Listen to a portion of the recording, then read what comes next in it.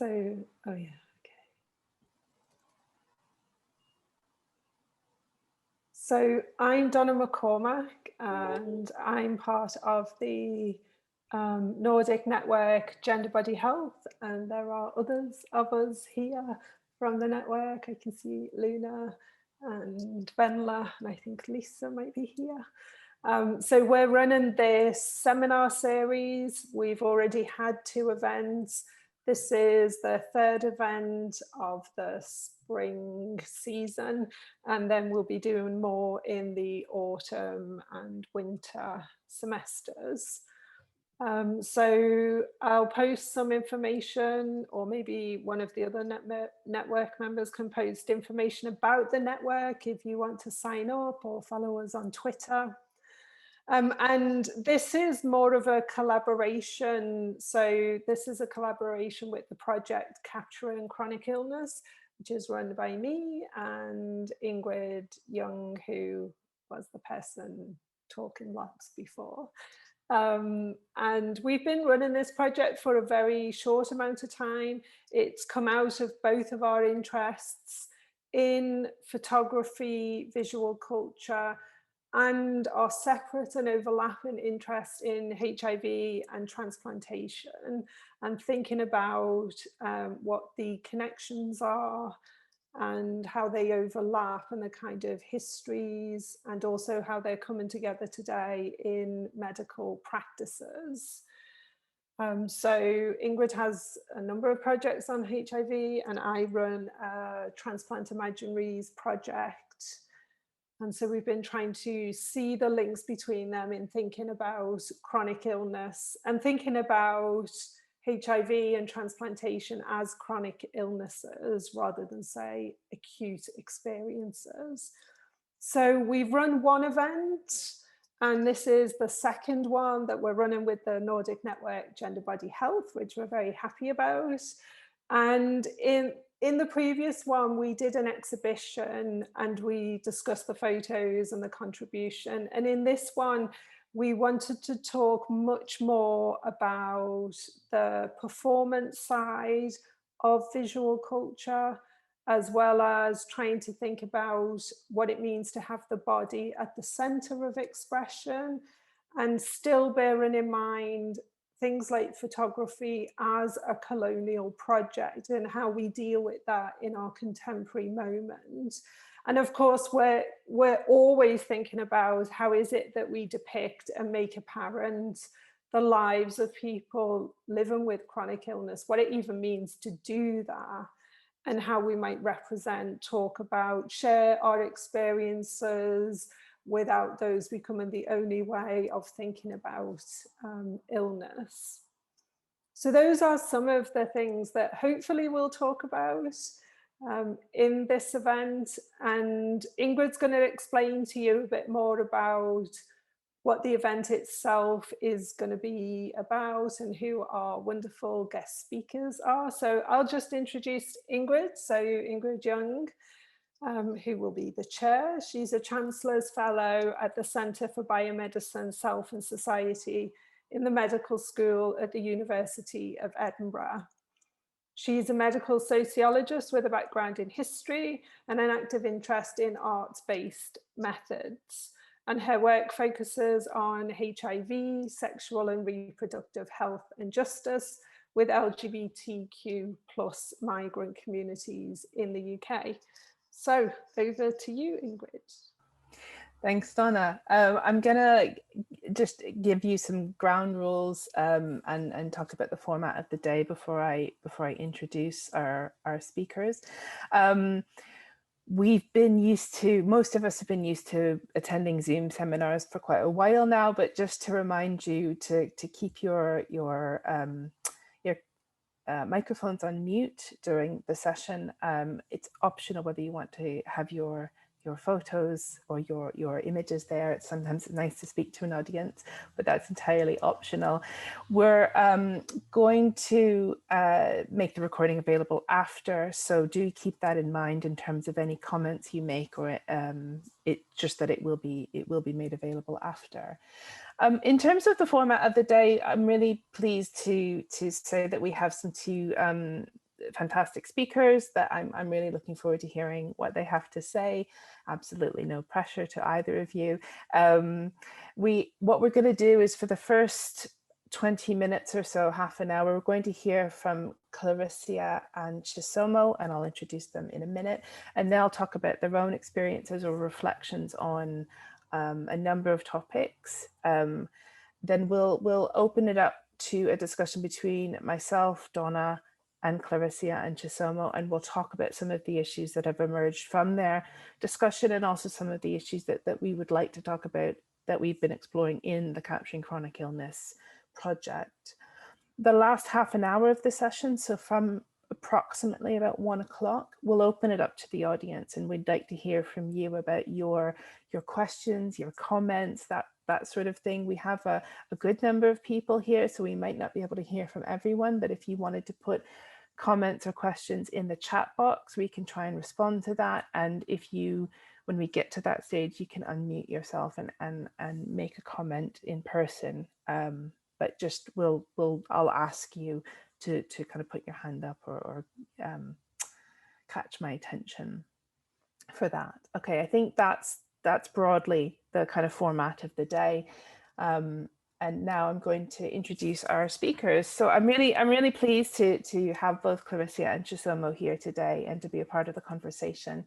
I'll introduce both of them at the same time, but I think we didn't actually talk about this before we met. But Clarissa, are you okay to go first? And then Chisomo, we really should have checked before we started recording, but I hope that's all right. Please say if not.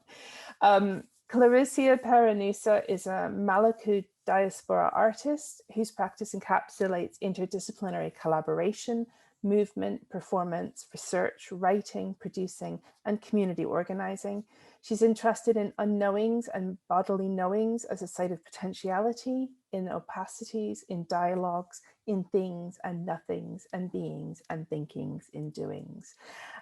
Clarissa, she's got a number of projects. I encourage you. We've put a link to her website on our website, so please do have a look if you haven't already. Chisomo Kalinga is our second speaker, is a Chancellor's Fellow at the University of Edinburgh. Her work examines literary traditions and health narratives in Malawi and its border countries. She's collaborating with colleagues at the University of Malawi, the Malawi University of Science and Technology to launch the first medical humanities network for Malawian studies. Her research interests include, but are certainly not limited to, disease, especially sexually transmitted infections. Who doesn't love STIs? Biomedicine, traditional healing, and witchcraft in African writings and narratives. And Chisomo and Clarissa, I feel that just touches really briefly on your interests. So feel free to say more about where you are and what you're interested in. But for now, I'm going to hand over to Clarissa to speak. And Clarissa, just let me know when you want me to start sharing my screen, and hopefully we will still see you when I share my screen. So, thank you, Ingrid and Donna. Yeah, maybe you could start it now, and I'll just talk while it's on. Just yeah. I'm just gonna read something first. What is this playing?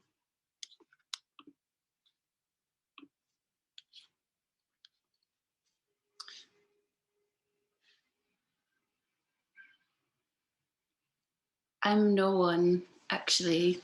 No one, nothing special, no one special, just nobody, no body. This is not a performance. I mean, a body, but no body in particular. And that's what we all have in common, no? I'm made of matter, and that matters somewhat. But it's what that matter does is what matters. So then we could all be in superpositions, really. In superpositions, exactly. because it's the decisions we make which matter, the decisions that we make to do or not to. So it's not to say that once a particle is reduced to one concept, that it is rendered to a reduction of itself as a bad thing per se. Otherwise, we wouldn't have any specificity for anything, maybe. It's whether we can recognize that thing as a superposition, regardless, before it's decided to do this or that, to spin this way or that way. Is whether we can afford that thing the agency of separating its existence from its function.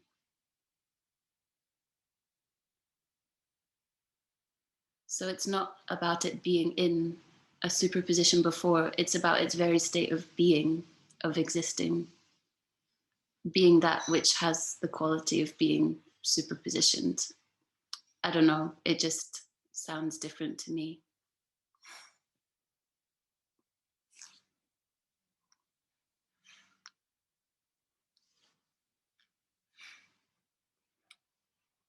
That's a little excerpt from a text called No One. And thanks for introducing me, Ingrid and Donna. This is my first seminar like this, so I'm gonna just kind of introduce myself, and I wrote some things, I'm gonna say some things. This on the screen is studio sharing, which was an early, I mean, everything for me is kind of a performance. So this is from what's called a studio sharing, but this was the first performance really of an earlier work in that was kind of born in 2019 called Odyssey.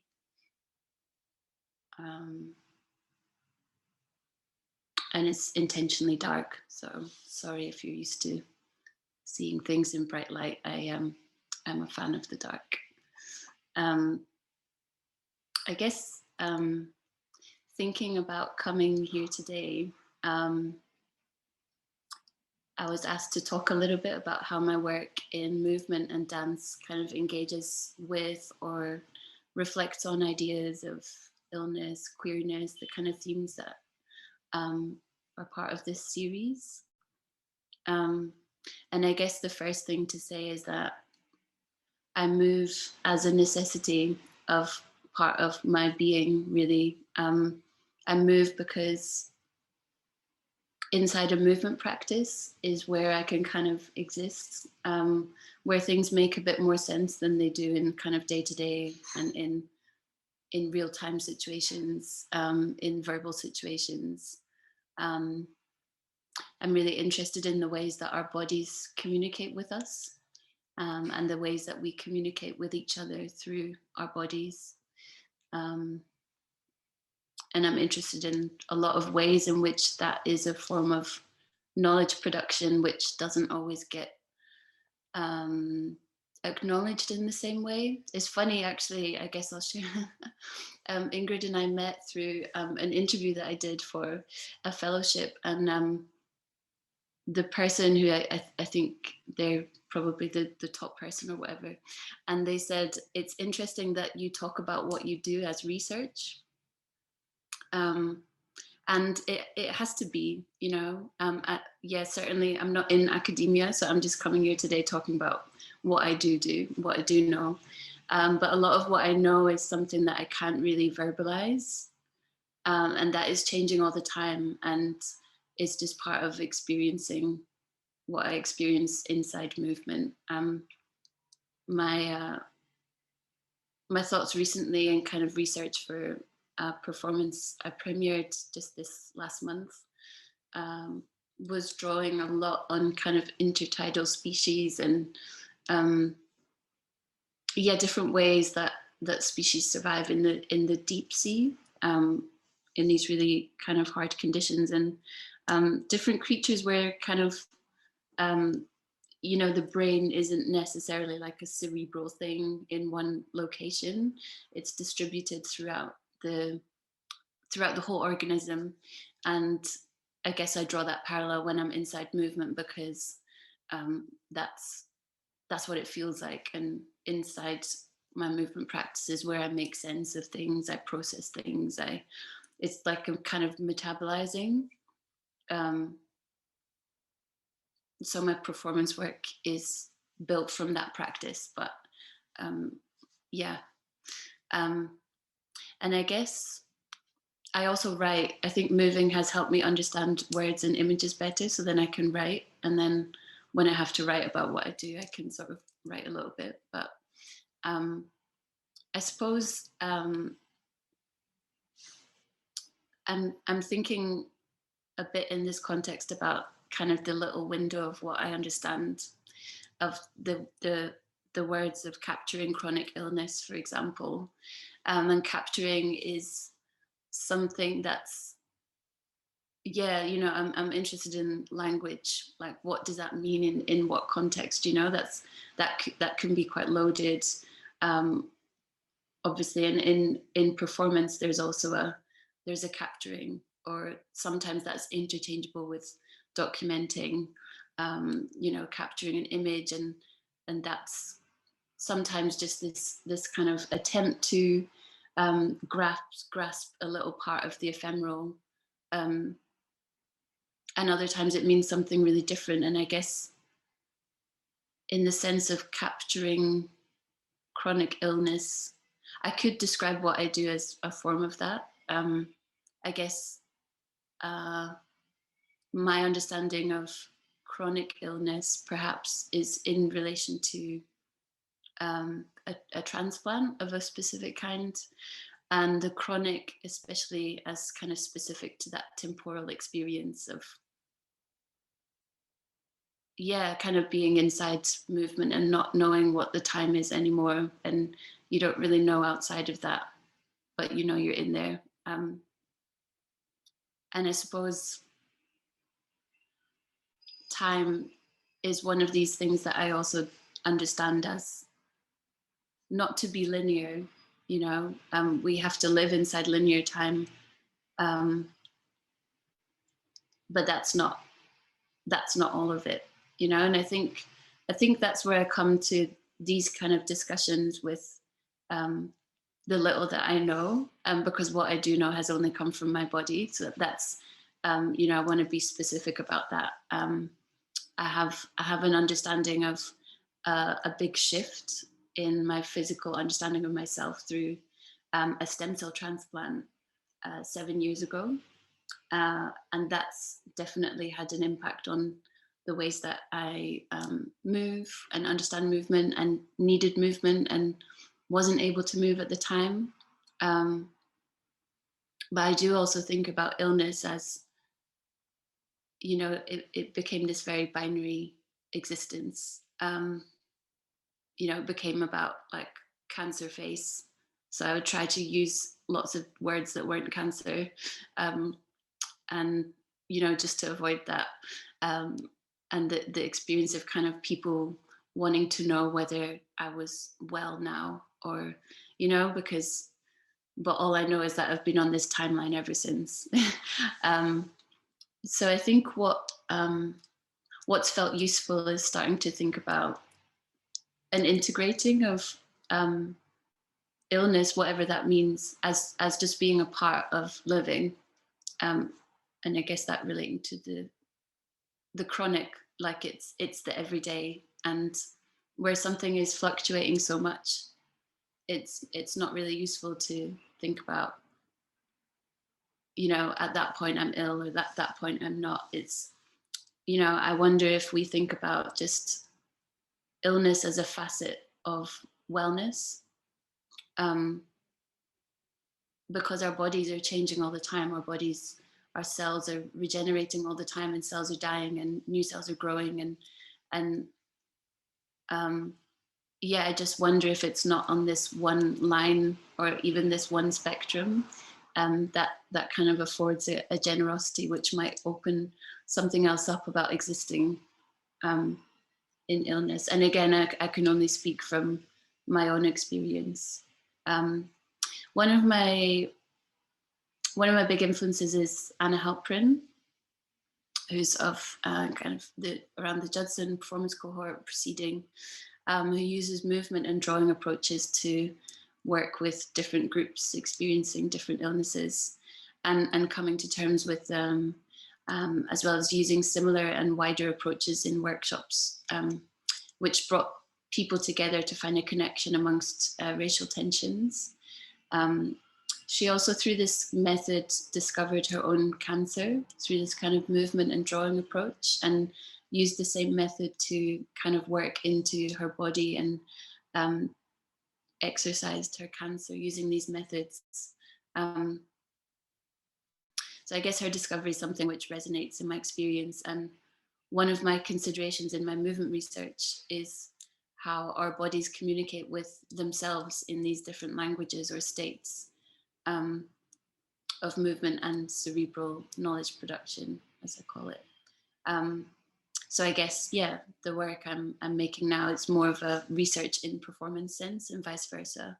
I think definitely is exploring and processing long-term effects of my illness, I guess, which has become inherently linked with my queerness. But I don't talk about it as such explicitly. So today's like the first day that I'm kind of explicitly associating myself with words like illness and things like that.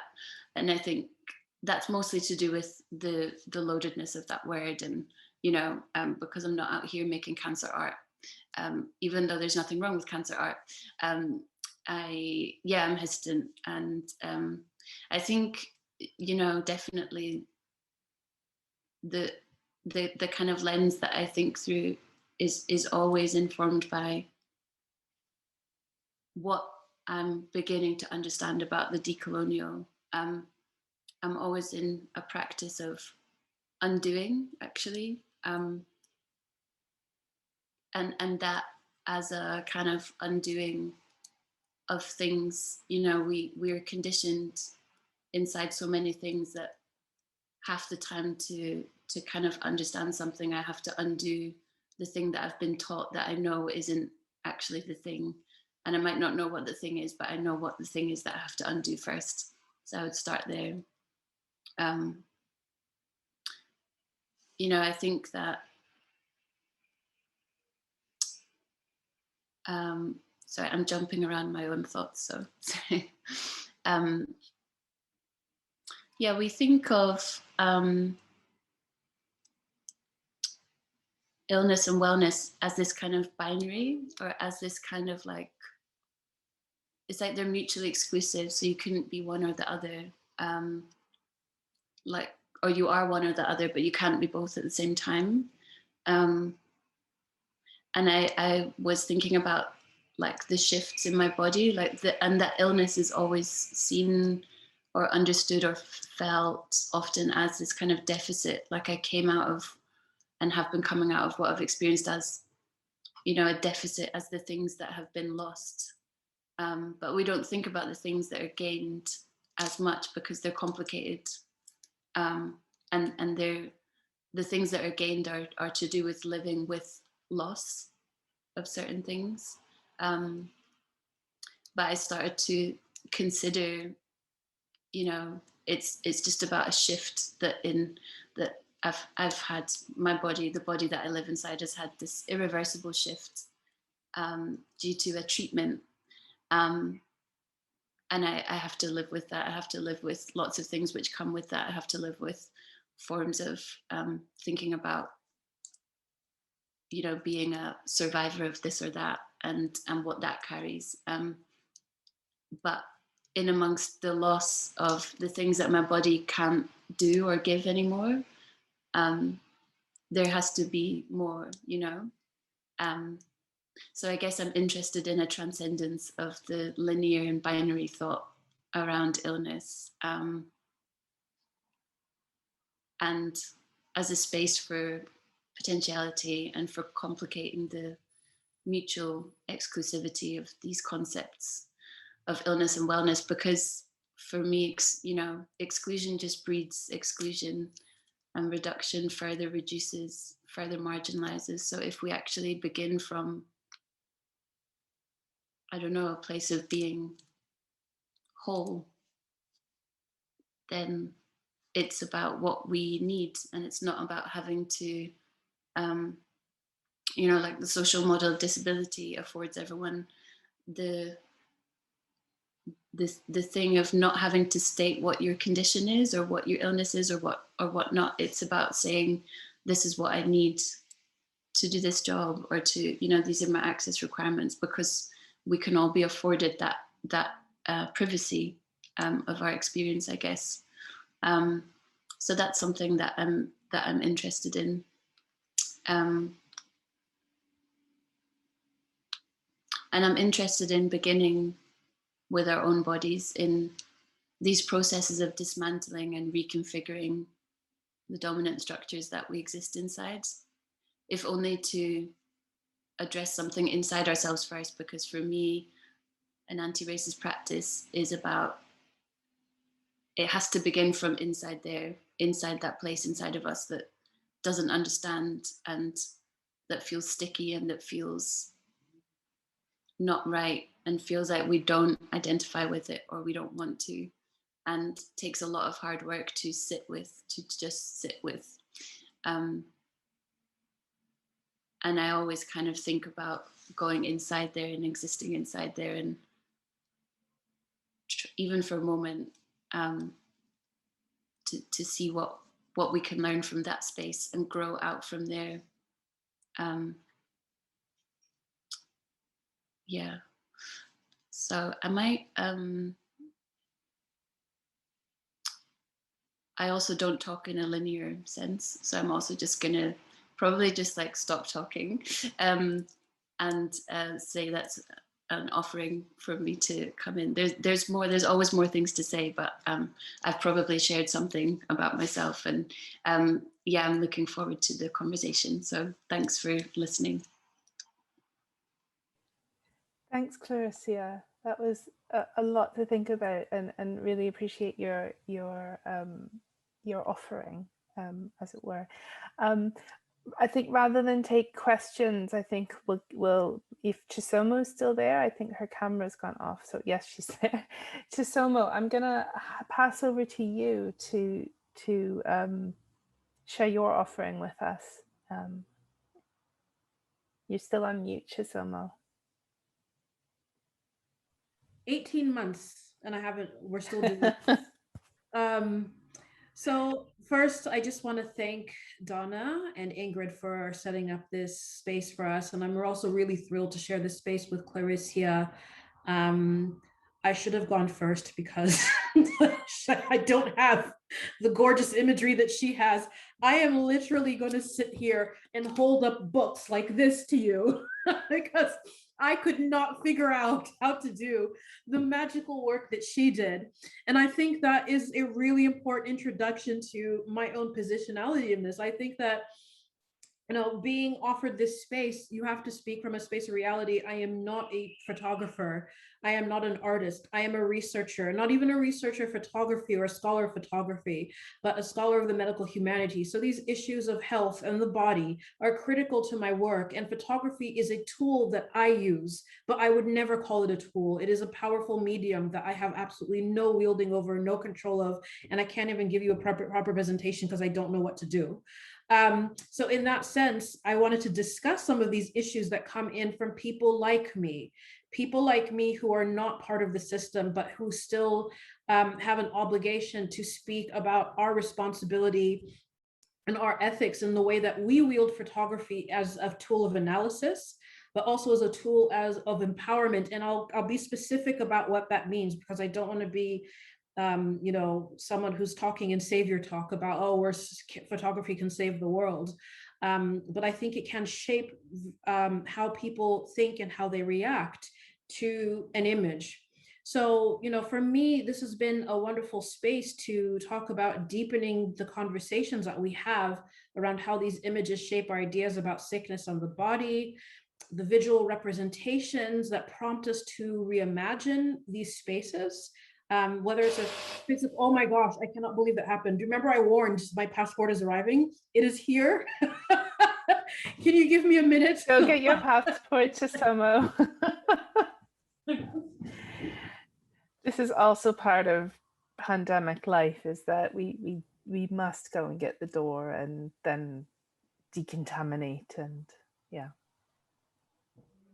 But I guess it's also part of having access to institutions and their kind of requirements and the lack of flexibility around institutions that you're dependent on to exist. And to move, right? And to move about.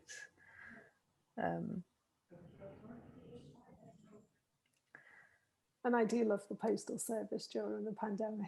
It's like the highlight of my life. So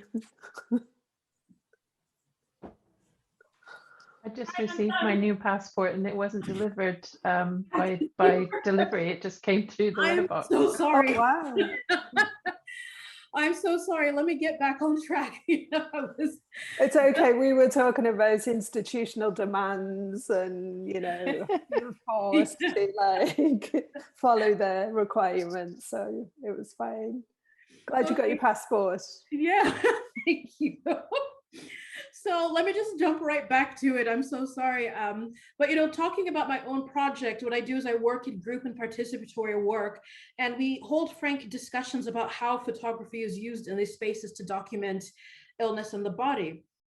But first, I want to just step back a little and talk about issues that are kind of more widely known, about why we talk about decolonizing the camera, why we talk about focusing on the body and what that means to us as Africans, what that means as Black bodies, and how Western photographic practices have historically been used in creating Eurocentric, but also quite harmful ideas of what it means to not just be African, but what it means to be a sick African.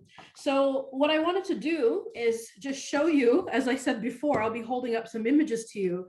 There's just some quick examples. We have here a tourist book on Malawi, which is geared toward Western tourists who want to come to Malawi. And we start looking at the images of African people very, very far and aloof, as you can see in the background, that these are the images that we were given, far away, standing, staring despondently, or of traditional healers of spaces which are just looking and fetishizing these bodies and what they mean. And in showing those images, they're giving a presentation to the visitor that this is what you are going to encounter. And it set this illusion that we have been trying to deconstruct and disrupt kind of the formations of these racist ideologies that have tainted the practice of taking pictures, or the act of how, when you talk about decolonizing photography, it is about not just a separation from those ideals, but actually to reaffirm our right to represent ourselves as we see.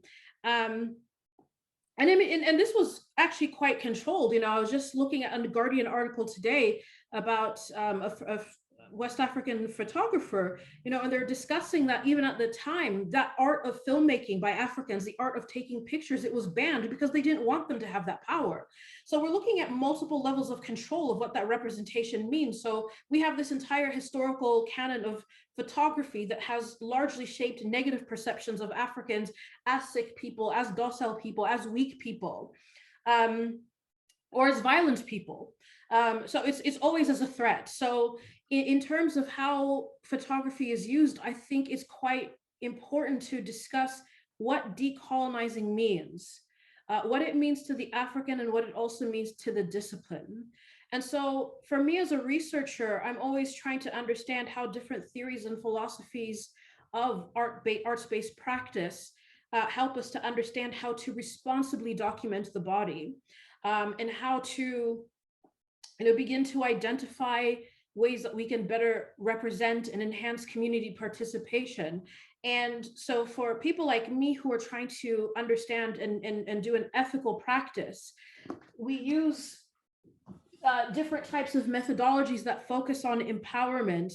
And it's a term that academically is a little bit more clinical than it means, in the sense of it's taking away that agency from you and giving it to the participant. So it makes it more in the hands of the participant. So it's empowering research participants to take their own pictures and then to explain them. So how would they document chronic illness? How would they, what would they take pictures of?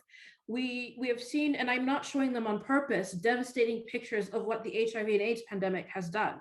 And to this day, I am still going to spaces when we're talking about narrative medicine or arts-based practices where these pictures are shown as examples of how powerful it is to show sick Black bodies so that we can move white people to give money and help.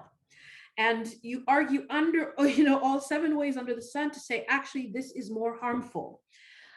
And so I think that form of empowerment by giving those the lens and refocusing the lens and the gaze to the people who are embodying these illness is so important, because it gives an opportunity for that analysis to come through the people who are actually living and experiencing. And so, for example, there's different ways of, using, I guess, scholastic ways of analyzing production of photography so that you're giving people power to record themselves, but then also the impact on the community. So you'll go to a community and you'll just see, or your art gallery, you just see a picture of a trash heap, and that trash heap will actually represent some of the health structures, some of the health issues and impediments that people have, things that cause lingering illnesses in the community. So you kind of move the space away from the suffering on the Black body, but rather actually have photography that moves it to the site of the illness. And I think that that's some of the imagery that I've seen coming from my research participants, is that when we give them the camera to document illness, it's almost never of the body. And I think there's also a lot more to deconstruct about that, because there's a lot of shame attached to photographing our bodies. So I think there's a lot more to work through, which brings me to the book that I absolutely wish I could have scanned, but this is now my new favorite coffee table book, and it's called Africa State of Mind. And it brings forward hundreds of images from some of the continent's best photographers, who specialize in all sorts of issues of representation. So for example, you have the photography of Yagazi Emezi, who's a Nigerian photographer from Lagos, whose work focuses on African women, their health, their sexuality, attitudes towards beauty. And her work is really focused on capturing the body. And I think this comes from a level of comfort of knowing how to manipulate the camera and to disrupt these issues of what we tend to see as traditional values. They're never traditional values, by the way. These are traditional values that have been imposed upon us, but we talk about decency and modesty and covering the body. And the reason we know they're not traditional values, because our own forms of traditional art, especially sculptures, are always of naked bodies, because that is something that was never seen as harmful. So I actually really like to juxtapose images of the body with sculptures of the body, because that's where we'll actually find where the real comfort lies. So for example, you'll see her image of feeding, of empowering Black women's spaces and bodies in these imageries as well. Then there's also the Ghanaian artist. This is the last bit I'll show you, is Erica Gamfi, whose work also focuses on Black and white images of the body in all sorts of forms and states. And I think it's really quite distinct. I don't know if you can see it. I'm really struggling here to see the different types of bodies in different states of fatigue and what it means in terms of not necessarily not just chronic illness, but also specifically his work has a lot to do with countering prejudice and also some of the health issues that LGBTQI individuals in Ghana lead, and understanding themselves as what he says, countering the idea that they lead immoral or un-African lives. So it's very important to show these bodies in states of togetherness, and also capturing the stress of what it means to be queer in Ghana. And I think that's something which I find so interesting in terms of what that means of chronic illness. Do we look at stress as a chronic illness? But, in stress, it's absolutely fascinating to see the various ways that it manifests in sickness and that representation, and especially in queer photography in Africa, of actually just looking at people who are hardened by the forms of oppression. So in that sense, I just wanted to wind down that, these images can be liberatory in that way, that they're capturing spaces that are often taboo, the spaces that can't also be found by focusing on the body. So it also protects the participants in some ways to not be able to locate where they are. But then also, I think that there's many elements which I can't get into, obviously, because of time, in terms of ethics and consent and safety, in terms of, especially with people who are living with chronic diseases and stigmatized diseases, STIs and HIV, that there's still a long way to go in terms of breaking free. I mean, these books are obviously of Africans who are a bit more urban and mobile and have the resources to seek protection or to argue against this in art spaces in a way that your ordinary person in the village with a camera wouldn't be able to defend if they were caught with a series of images of naked bodies of themselves or of other people, or of lovers of different genders. So I think there's so much to consider in terms of when we're looking at art for consumption, photography for consumption, as opposed to the photography that we take for pleasure so that we can celebrate ourselves and understand the body. So I just wanted to thank everybody for providing this space to me and for being so patient with the disruption. And I'm excited to hear what other people have to say about chronic illness and photography. Thank you. Thank you so much, Chisomo. I think both of those presentations I've got so much to think about and so much to reflect on. But I wonder, we had some questions, but I kind of wonder if we should just talk about what you said. I mean, Donna, did you have anything you wanted to ask or start with for this part? Well, I suppose one of the things that we've been thinking about across the project, and you both addressed it, is, who gets to represent themselves or be represented, and how, like, I think, Clarissa, you talked about the body as a medium of knowledge, which I think is so powerful and so convincing as an argument. And I just wondered, whether either or both of you wanted to say something about who gets to represent themselves or who gets to be represented, and how does the body work as a form of knowledge in that context?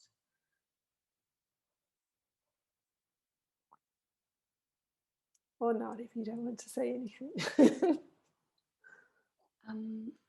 I guess I could talk a little bit more about that, or a bit more about the camera, or sorry, there's a siren.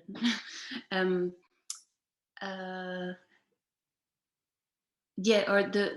the body as a medium of knowledge. It's that thing that's kind of, it's not just because I'm not in academia, but it's like, as in, it's not that I think it's like it exists as a truth for me and for lots of other people, I suppose, that I work with. And I guess the ways that art forms or practices get codified and defined and categorized kind of reduce that down.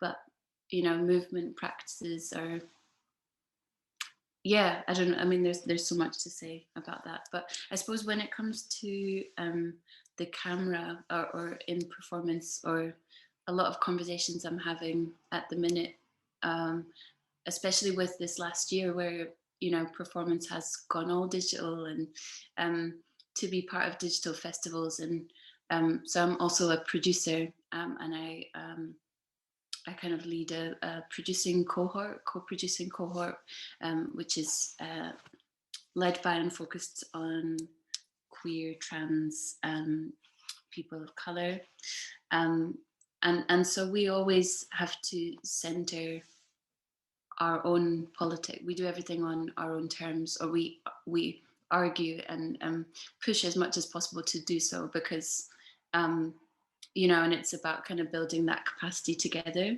and it's about setting these terms and sending our own usage agreements and saying, no, the ownership for this work is with me, but having to change that language all the time, having to tell an institution that, you know, and I've argued for weeks and weeks with some institutions, but it has to be done, because until you tell someone, no, like that's not how I'm doing it, and I'm not signing this contract until we have a discussion, then they'll just keep doing it. And that's how these systems operate. That's how they get perpetuated. So, and then that's out with the politics of the camera. Like I've had, I was working with an artist who did a performance for quite a small fee because it was part of like a celebration thing.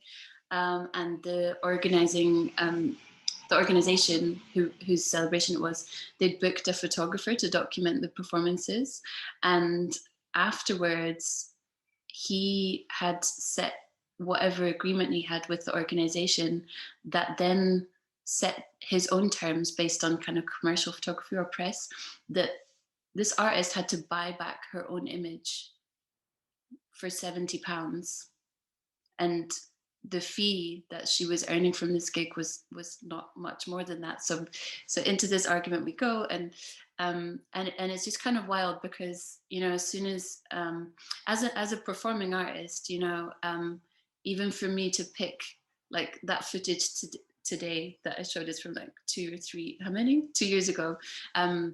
And there's always a thing of where is something actually a bit too vulnerable to be shown or shared, or who's given access to work when even if it's kind of coming across as abstract, like my work, and certainly having collaborators in with me, there's certain things that I try to keep private, and that sometimes that's the only way I can kind of negotiate those politics. And the main thing also is working with people who I trust behind the camera, and working in a setup which, and again, I have a lot of privilege to be afforded that as opportunities to you know, pick the camera crews that I work with, or you know, my collaborators who actually get inside the work rather than you know,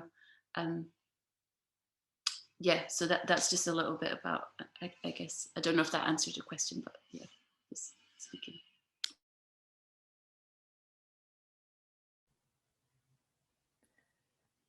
I don't know if Chisomo, you wanted to think about that one or pass on that. I will pass, but I think that there's, you know, I think as a non-practitioner, there's some different things that I would have to say. So I would rather pass, because I feel it's best for her to speak on that, and then move to another question. Okay, no, that's great. I was really struck in both of your discussions, your talks around the idea of movement and being in bodies, or Chisomo, you talked a lot about the focus on the body, whether it's on the body, whether it's not on the body. And I was struck by how that kind of sat with and against, Clarissa, what you were talking about, the work you do within the body. And I don't know if I can formulate a question. This is the very typical academic. I don't know if this is a question or more of a comment, but there was something that struck me about the possibilities of that, and thinking about the body or the bodies, and I think Donna and I have come to this. I won't include Donna in this. I won't blame her for this, but we've come to this project thinking about imagery and representation and capturing, and how do we make apparent what is not apparent. And I was struck by both of your talks in terms of I don't know if we've lost Chisomo actually. I think we maybe have lost Chisomo in terms of where the movement is, where the work is done, and what we are able to see and not see. And maybe in the absence of Chisomo being on the call, Clarissa, I don't know if you might talk a little bit to the work that you do in terms of being in your body and thinking about the body work that you do, but where things aren't apparent, and where you might, you know, you talked about telling us things in the context of this seminar that might not be apparent in the artwork that you do, in the movement work that you do. Does that Is that something you can speak to? Yeah. Yeah, I think there's inside performance or talking about performances, there's a lot of decisions that have to be made about how it's talked about, and defining and kind of self-defining. And as an artist, when you make, you're putting something out to the world, and as an artist who works from their own body, there's certain things that are non-negotiable. Like if you put a digital performance out, no matter how tight, the kind of restrictions you want to put on with the festival or whoever, someone, if they wanted to, can sit and record, like screen record your entire performance, as soon as you've put it out, or and that's just a kind of truth. So there's kind of, for me, there's a conversation of determining what, within the context of where something's being shown, what I would like to open out as kind of insights into the work, and the experience, and what I would like to keep private for whatever reason. Oh, she's almost back. Yeah, and I think that because I'm also kind of afforded this privilege of working alone a lot of the time, when I have when I'm working with other people, then the conversation is wider, and that's a conversation I would have with them, or I might deliberately obscure the way that I talk about something, so as to kind of keep our conversations private, because of kind of working in these abstract worlds. I'd rather keep something private in case there's in case there's a way that someone might read it which my collaborator might not be comfortable with, kind of thing. So yeah, there's a lot of I think it's just about trying to consider everything, and consider and ask people. But if I'm working with people, it's about asking them, what do you want? How do you want to be listed? Where do you want this to sit? How do you feel about this? Shall we watch this together? It's kind of trying to open that as much as possible, so that I'm not the one kind of making decisions on behalf of everyone, and thinking about the safeguarding of everyone, and those kind of things, whilst existing inside these kind of performance structures and institutional kind of processes. Yeah.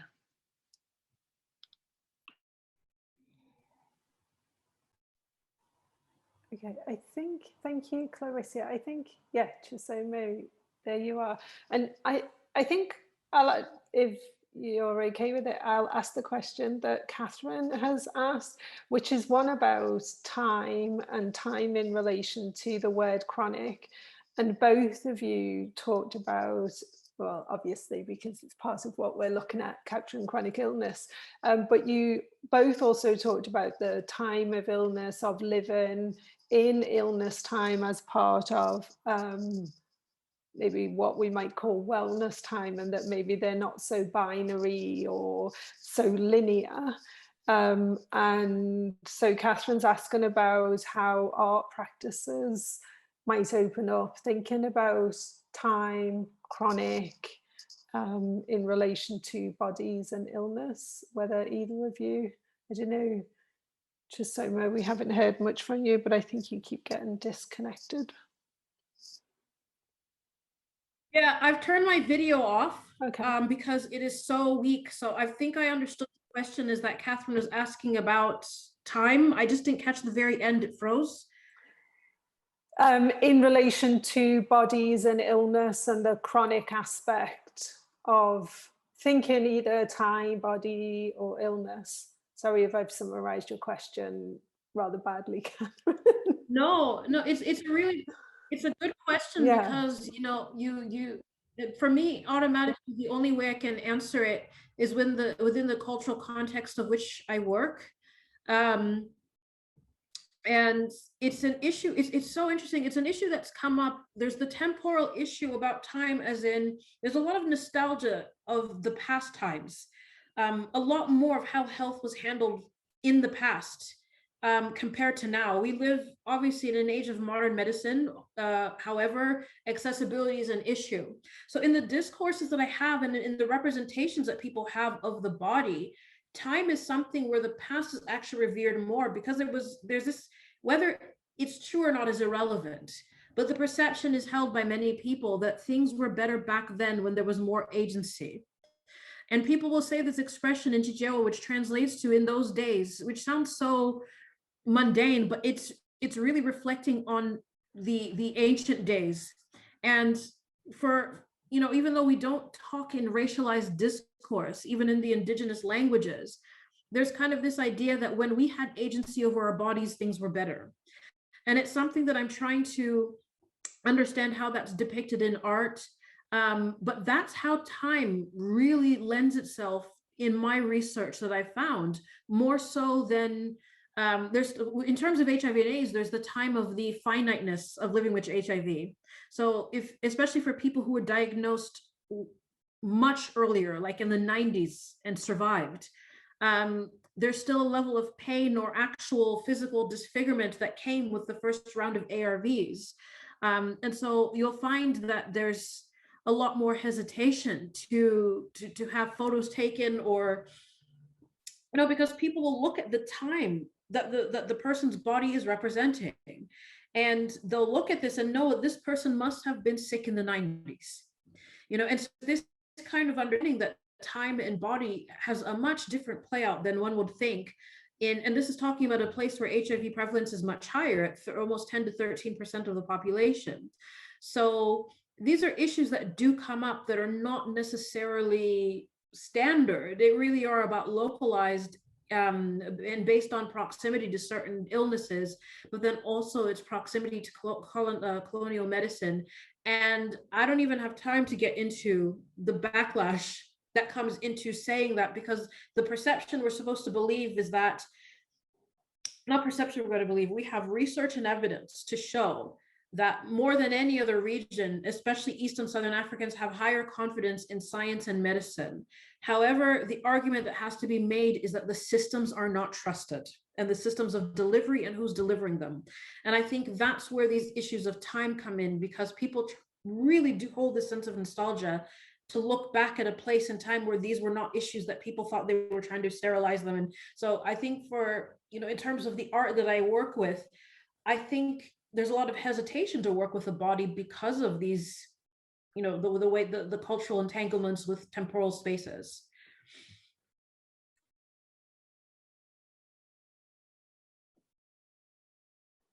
Thanks, Chisomo. I don't know, Clarissa, do you want to say anything about time?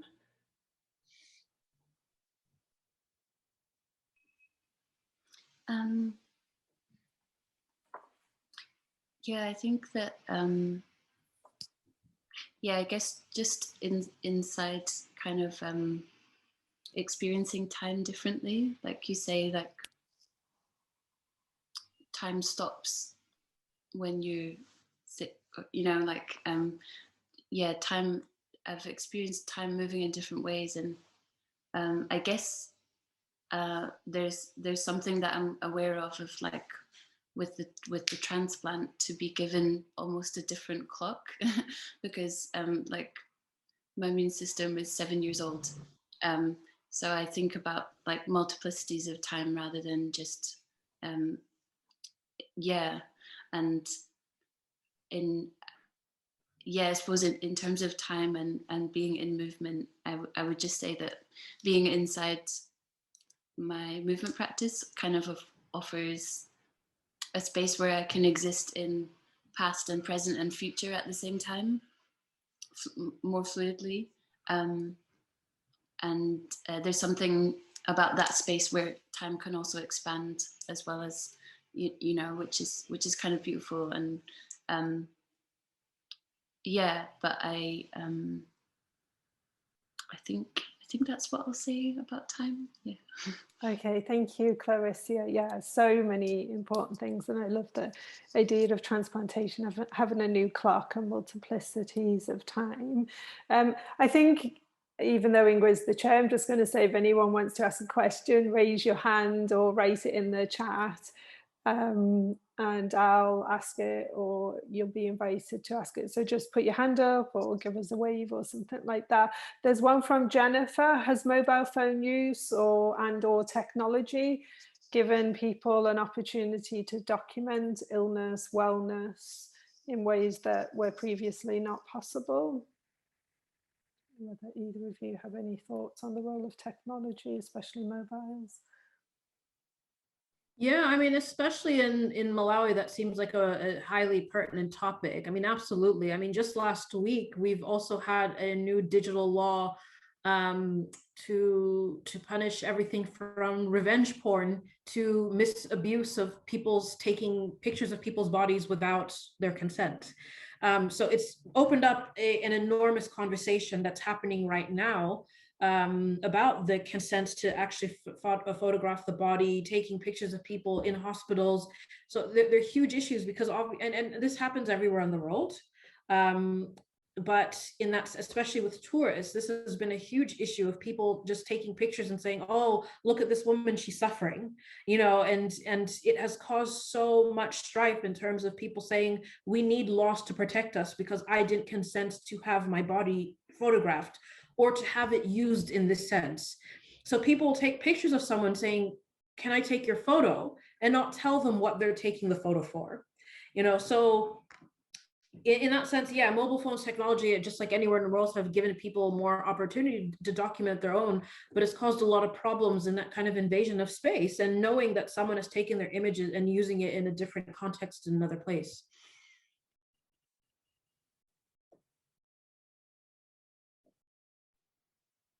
Clarissa, do you want to add anything? No. You don't have to. Yeah, no, yeah, I would agree. Yeah, it's like it's opened it up both ways. Like, of course, if you have a phone and you can, you know, that it opens up these like modes of communication or you know, but definitely gives other people the tools to capture part of you that you're not necessarily consenting to. And yeah, I guess with social media and like what that all affords, like, yeah, it's I guess also in my community work, we're quite careful about how we take pictures. Like in ballroom culture, at the ball there will be a photographer taking images, but often at the balls now they'll say like only the photographers who've been approved by the host of the ball can take photos, because especially like in Glasgow, we have a lot of our family who are perhaps still in the asylum system, or yeah, and becoming part of the communities is important. And for some people, it's helpful to be part of images because, you know, the system is just getting more and more hostile. And it's like having to like prove evidence of like being part of something, and it's like really, and it feels really weird. And then on the other side, it's about protecting that person's privacy and being really clear about who can and can't be part of, you know, images, or which images have to be deleted because they might contain people who shouldn't have been captured on camera. So I think that's, yeah, a little bit more about that. Thank you. I'm just going to jump in and respond to that, because I think that brings up a number of issues in terms of safety. And I think we were having a conversation before the seminar started about safety in ourselves to do the work that we want to do, but actually to be in the environment that in an environment that is not only kind of conducive to that work, but that where we are not in danger in any way. And so I do think the way in which photography is now, and video is now, you know, you can just pick up your phone and you don't know where those images go and where they live and what happens to them. And I'm not necessarily prescribing we must all be in control of all the images of ourselves, but actually there is something around how do we want ourselves to be captured or not captured. And I think it goes back to some of the earlier discussions around what is apparent, what do we want to want people to see, and actually what do we not want people to see. When is it important that we don't share everything, or that people don't see everything? I think that's something that I reflect on quite a lot in relation to this project, to the issues that are raised in this work. Yeah, there's another question. It kind of it's from Abir, who's asking about, so Chisomo, you talked about this hesitation to work with the body and to maybe use other sites of representation rather than going to the body. And Abir is asking about Clarissa, you talked about going to the body and being in the body and being in the movement. And so they're asking you to address this potential tension between one talking about being in the body and the other one maybe saying that there is a need to shift away from the body at times, and if one or both of you might want to address that.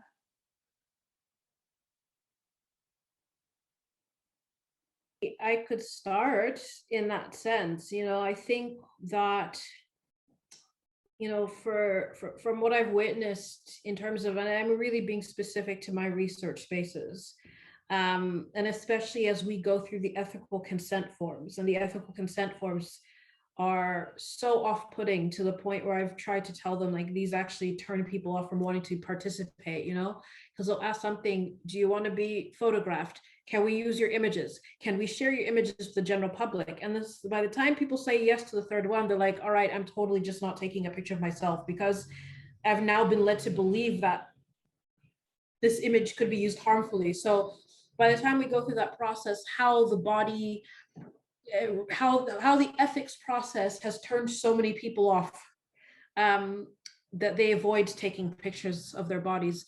And of course, it has a lot to do with the way research has been so extractive, and people's community awareness of extraction and being used. So it's completely logical.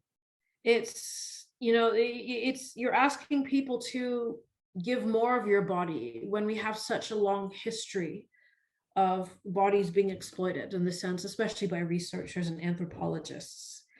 And it's not that people were disconnected from what was happening. They knew what was happening, because more people would come and ask them to take pictures of the same thing, So it's a response. But I found that the only way to counter that, again, is to use the word empowerment, is to give people the agency to say, enough with the being photographed, here's a camera, and do with it as you want, and share as you want, or don't share as you want. And then I think then you begin to break into a more organic revelation of people's reception to the photograph and their body, or the bodies of other people, and to be able to manipulate these bodies in ways that are just natural and comfortable. And the longer you give people the cameras, the more comfortable they get, and they start taking the pictures they want to take. So that's been my experience in the field. And if I had enough money, I would go into the project getting everyone a mobile phone with a camera from the day one, and see the evolution of the type of pictures that they take in my research on performance in the body, to see the difference between day one and week 6. Because I think it does matter when people start to realize that they're in control.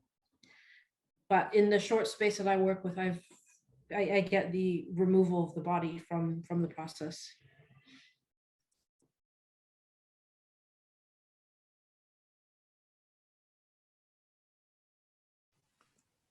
Clarissa, did you want to comment on the question? I guess I can talk a little bit about this tension, I guess, because it definitely is a tension. It's a tension all the time, that sometimes I'm like, I'm gonna stop performing, but I think there's this thing of I think sometimes a performance or what people have access to has it's maybe seemingly like they have access to a full thing, but actually, because I'm able to work with my team or make certain decisions about the edit and things like this, actually it means that I can be part of that decision-making process. So it's a very different thing for me to make my own work to coming into somebody else's process, or somebody emailing me to say, like, can you be part of a documentary, or can you, I'm really interested in Vogue Scotland, and you know, and that's a very different thing, because I can only make decisions about my own body. I'm not going to make them, you know, on behalf of other people's. And I guess talking about time, like when there's not enough time to consider an invitation, where a camera that isn't in the hands of like somebody that I know is in question, then it's often just a no, simply for that reason. Because I suppose, yeah, I don't know, I've had like more requests for documentary type things recently as well, and it's a tricky one. And I just this thing of I guess, yeah, we're always getting asked to talk about Paris is Burning, for example, and there was a, you know, obviously there's a huge legacy of that film, and the people in the film, and inside the ballroom community there's a certain of course there's lots of different opinions, but you know, it's really this question of people signed their consent form at the time, and nobody knew what success the film was going to have, but after the fact, you know, there is really something there, and you know, 20 years on, and it's showing in the Edinburgh, can't remember what it was, you know, it's like there is still that question that needs to be asked, because you know, things are different now, and yeah, so I don't know where, I think I'm like going on a tangent, so I'll be quiet, but yeah. Yeah, I mean, I don't think that was a tangent. I think it was a really powerful way of thinking about the ideas. I'm going to follow on because I think it follows on nicely with Emily's question, and I'm just going to read it rather than try and summarize it. So these are her words. I find it really tricky recently with my practice to know where I'm at and what it is, how to define it, as my body shifts so regularly between well and unwell. I'm so thankful for what you've been saying about the perceived binary between well and unwell, and perhaps given permission to be both. I wonder if you have thoughts on images or dance maybe which give a certain impression of someone's ability or wellness, and how this relates to invisible illnesses. Perhaps this differs greatly when these perceptions of success, etc., are shaped by white supremacy or capitalist attitudes of production. So I think actually follows on in many ways from some of what you were just saying, Clarissa, about Paris is Burning. But do either of you want to comment to Emily's question? What a great question. Like literally at this moment, I was trying to Google a paper that a friend of mine wrote on depression. Specifically, am I frozen again? No, we can hear you. Okay. Well, everyone is frozen on my end, so I've just paused my video so that yeah, there we go. Now everything is moving again. Not just on depression, but on depression and in Indigenous medicine. And it's absolutely incredible because obviously it's a type of invisible illness that people are not able to see when he's unwell, but he understands it. But he also understands that there's certain things that he needs to do to connect back with his community and our Indigenous practices for him to feel whole again. And it's not that he's recovered, it's just that by partaking and participating in these practices, he begins to feel in that space where he is well because he's being treated and unwell. I think the fascinating thing about this space and why I brought it up is because one of the huge cornerstones of our traditional culture is these spaces of healings are never documented. They're never photographed because it's supposed to be secret for them to work. And I think this is also something that we have to think about when we talk about photography, about what doesn't get captured. And it's moments like this. And I think that it's a really interesting juxtaposition in that sense, because it's quite different to what we see in Western capitalist attitudes, where it's important to share when you're unwell, almost like what they say, the internet adage, proof or it didn't happen. Pick what they say, pics or it didn't happen. I'll share a picture or prove it didn't happen. So I think for me, it's absolutely fascinating in that sense, about we don't give permission to document certain spaces, especially in spaces where we're supposed to get well, because these are very personal. So that's just full contribution that I had for this discourse, but it's a really interesting question.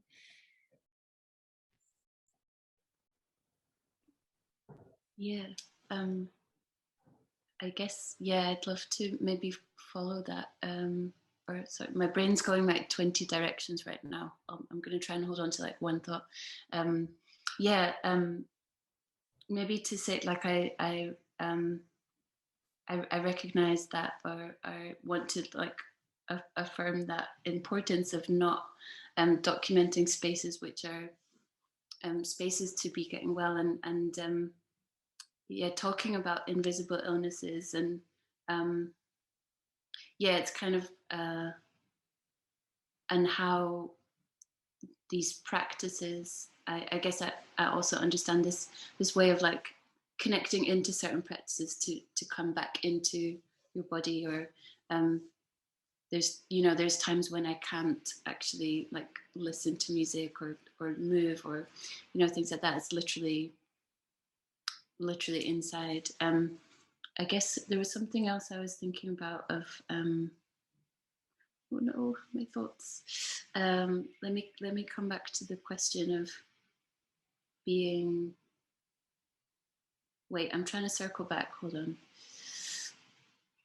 Yeah, so these like social media, right? And this is something that I feel uncomfortable about, like the ways that these words like wellness or care, I don't use care anymore as a word, because I absolutely have care as part of my practice, and it's something that I instill. It's it's part of that consideration and everything, but because the word has now been kind of like recolonized, and in like in the art world, it's felt really disconcerting to have kind of like curators. And obviously, like the root of the word curate is care, and caring for an object, and then you have curators like making programs about care as this kind, and it's like, whoa, I'm a bit like spun out by that, actually. So I stopped using the word care, and I don't use the word healing. Like I find it quite uncomfortable when we talk about performance and healing, and but it's a big thing, like social media. You can go down all sorts of like rabbit holes, and I'm super interested in like the algorithms and stuff like that, and where the information takes you. But there's a lot of what I think I can understand as like toxic spirituality, and I find the like adoption of these terms quite quite dangerous, actually. And as a performance maker and practitioner, I suppose, who my practice that I do when there's no camera and there's no audience, that's the space for getting well sometimes. And people could confuse seeing like a performance that I do with that space, but actually in performance, aside from the abstraction, I'm also kind of playing a character, because you have to, as a form of protection in some ways, or you have to create a narrative. Because fiction can offer can offer a kind of parameter, and a lens which gives a certain type of freedom. So I guess I just wanted to mention that.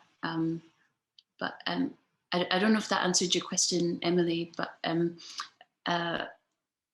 yeah, I mean, it would be nice to talk more about that. And yeah, but I'm not sure if that answered it. Yeah, thanks, Chisomo and Clarissa. I mean, I think interrogating these terms that are often circulated, like care and heal, and what you were just talking about, Clarissa, is a really important thing to do as well. Like I look at the violence of care. So I think there are important ways of thinking about how problematic, damage and potentially colonial, racist, homophobic, transphobic these ideas of care and healing are. I want to ask Ellen's question because actually I think it's an important one, because we are thinking about how we live with chronic illness, how we live with our disabilities and so on. And Ellen asks, for someone like me who feels stuck, who can't figure out where to start moving, when to move, how to move, who sees the benefit of movement but feels trapped in one position, any recommendations on how to start movement practice? I don't know whether this is something that either of you want to attempt to address. Attempt is a good word, because it is a question that is so worthy of power. Sorry, every time I do the video thing, it starts freezing. I think, in terms of disclosure, yeah, I am living with chronic illness myself. And when we talk a lot about self-care, as there was a really great post the other day on Twitter that someone done and talking about when you look well, and it's because you have put in all the movements and all the performance to do so, and people don't understand that you're actually still unwell. It's so complicated. Because we do these things so that we can function, and you put in as much self-care as everyone else does just to stay healthy so that you can actually be functional, which is a distinction. As a person who's still working through chronic illness, as especially someone who had a horrible relapse during lockdown specifically, because the right of movement was taken away from us, both by restrictions, stay-at-home order, but also because of the variants of the virus, where even if I could have gone out, I wouldn't have anyway. So I personally don't have a way out at the moment. Movement is critical for my condition. It's critical for me to allow my body the space to produce hormones that it just struggles to do or struggles to process. But it relies on a certain peace and ease that I don't have at the moment. And so my battle is, how do I find that peace? How do I get there? So I'm sorry I don't have an answer to your question, but I just want to validate you in saying I completely understand.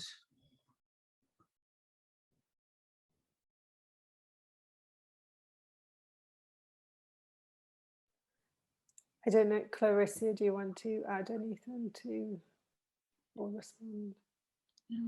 Yeah, thanks so much, Ellen, for your question, and Chisomo for your articulation of that, because it's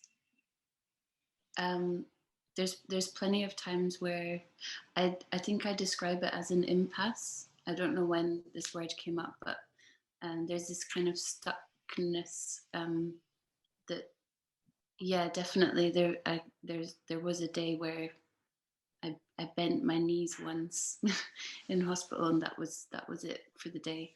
But that was it, it was kind of like, wow, like a demi-plie in one ballet class or 20 ballet classes is like, but that day, that was everything. I suppose I wonder if it's helpful to offer, maybe, like, because there's plenty of days where even I can't access movement, and I'm supposed to be like the movement practitioner, and relating to that thing of not having access to movement, or being allowed to be outside and choosing not to because of XYZ, and safety, and where there is capacity for movement. Something Anna Halprin, I forget the name of the actual, there's like 4 letters, and there's this kind of like process that she went through for herself, for her own, I guess, recuperating of certain injuries, or there's a kind of locating a space, even if that's from lying down in your bed, if that's where you are that day or in that time, and locating in on a space that feels like, I guess this is an exercise or a meditation of some sorts, but is to try to create a space where it feels like there isn't any, and to work into that. You know, it's a bit like massaging a knot, like I have a whole stuckness in my shoulder today, and I'm like, ugh. So even if the movement that you might start with is like one finger, or is actually having a sense of movement inside your body, which it helps to close your eyes or be in the dark or have a sound on that you can focus in on, like to think about some part of your body moving, and allowing that to grow, and not hoping for too much from it, or just allowing yourself to be there in that space. And a lot of the time, even if something's a repetition, it can kind of incrementally open up more space, or just by the fact that you've been able to repeat it, that's an achievement. And yeah, it's like these kind of, I don't know, it's like a micro practice, but a crucial one, and one that I think is always possible. Or, you know, everything is movement, breathing is movement, right? And we're breathing all the time. We forget we're doing it, but breathing is the first movement that we do. And so even, I guess, offering like an attention to that, of like, how can we pay attention to the way that we breathe as an initiation of movement, as a taking in and as an expelling, and where we might breathe into that located space of, this feels stuck. What if we just breathe into it, and that is the movement practice? I don't know. Yeah. Yeah, thank you. Yeah, both. I mean, some really practical things, but also I think really important for many of us who spend days in bed to be able to think that actually we are still movement, and, you know, we are actually breathing, and our bodies are moving and making things and changing things all the time. So yeah, I think actually a kind of perfect or important way to end. I don't know, do either of you have anything that you want to say before we conclude, that you desperately wanted to say and didn't get to say? Clarissa and Chisomo, is there anything? Because otherwise I personally don't have anything to add, but it actually, you know, Clarissa's answer was really, really helpful to me, especially on days where I feel that I haven't done anything. And it's not looking carefully about the ways in which my body was able to serve me that day, you know? So I think it's quite important to begin to look at these things. But I'd say, like, it's just about the level of movement and engagement is something that I aspire to improve and increase. And I think that allow the way breath influences so much of that. I think there's a lot for me to think of. So that was just really, really important to hear. So thanks. Yeah, totally agree. Is there anything you want to say, Clarissa, or before we conclude? I just wanted to say thank you so much for inviting me for this space, and I've been so excited to be part of this with Chisomo and hearing more from you, and and just speaking to kind of the breath and breathing, like even right now, I guess the invitation, even if, you know, people have cameras off and everything, or just at some point today, because I know I'm going to do it now because I have to go into this video shoot and pretend that my shoulder's not sore.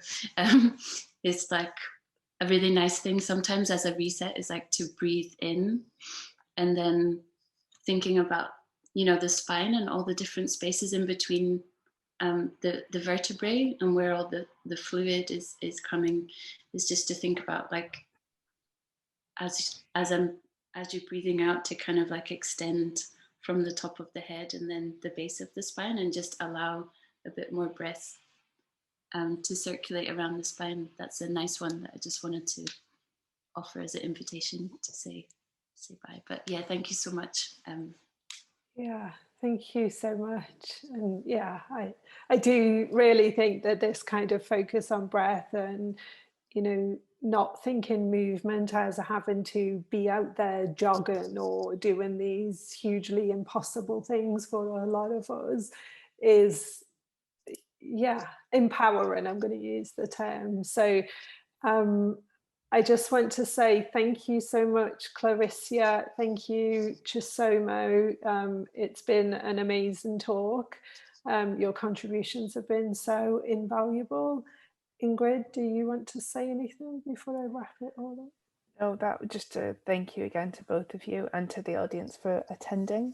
Yeah, thank you so much for coming along. And as Ingrid said at the beginning, the recording will be available both on the Nordic Network Gender Body Health website and on the Capturing Chronic Illness website. And there'll be a transcript available with that. We'll get it done as soon as possible. So yeah, thank you to all the people who asked questions. Thank you everyone who attended, and we'll be giving out more information about the 3 forthcoming seminars in the autumn semester. So yeah, thank you very much and take care, and hopefully see you all soon. Thanks. Thank you. Bye-bye.